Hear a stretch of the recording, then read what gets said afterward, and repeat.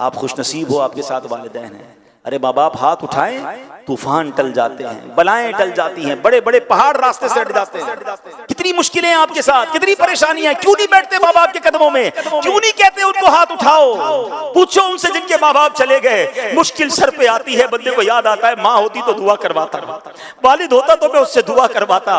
अरे आज तुम्हारे पास तुम्हारे माँ बाप हैं, बैठो उनके कदमों में, करो करवाओ दुआएं, तुम्हारे मुश्किलें कैसे आसान होंगी। हजरत मूसा अला नबीना अलैहिस्सलाम एक बार चलते चलते आपको कुछ थकावट महसूस हुई, आपने अल्लाह पाक की तरफ, आप चाह रहे थे कि सफर आसान हो जाए, अल्लाह पाक ने वही भेजी, ऐ मूसा करीब एक पहाड़ है, वहां तशरीफ ले जाइए, उस गार में एक शख्स होगा, वो आपके लिए सवारी का इंतजाम कर देगा। हजरत मूसा अल्लाह के नबी हैं, कलीमुल्लाह हैं, अल्लाह चाहता तो हवा के जरिए आपको सफर करवा देता, खुद सवारी का इंतजाम फरमा देता। आपको एक बंदे के पास क्यों भेजा? आप गार में जाते हैं, उस शख्स के पास जाकर जैसे ही गए तो उस शख्स ने अभी आपको पहचानता भी नहीं था।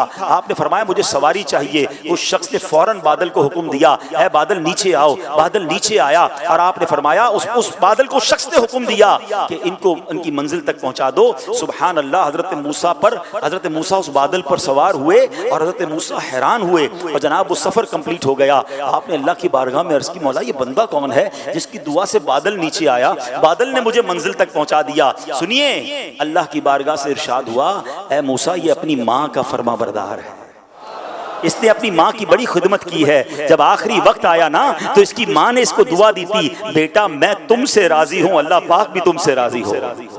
अल्लाह फरमाता है मूसा मैं इससे राजी हो गया हूँ। अल्लाह ने फरमाया मूसा मैं इससे राजी हूँ। अब अगर ये बंदा दुआ करे कि या अल्लाह सुर्ख पहाड़ को सिया कर दे या सिया को सुर्ख बना दे, ऐ मूसा मैं अब इसकी ये दुआ भी कबूल कर लूंगा।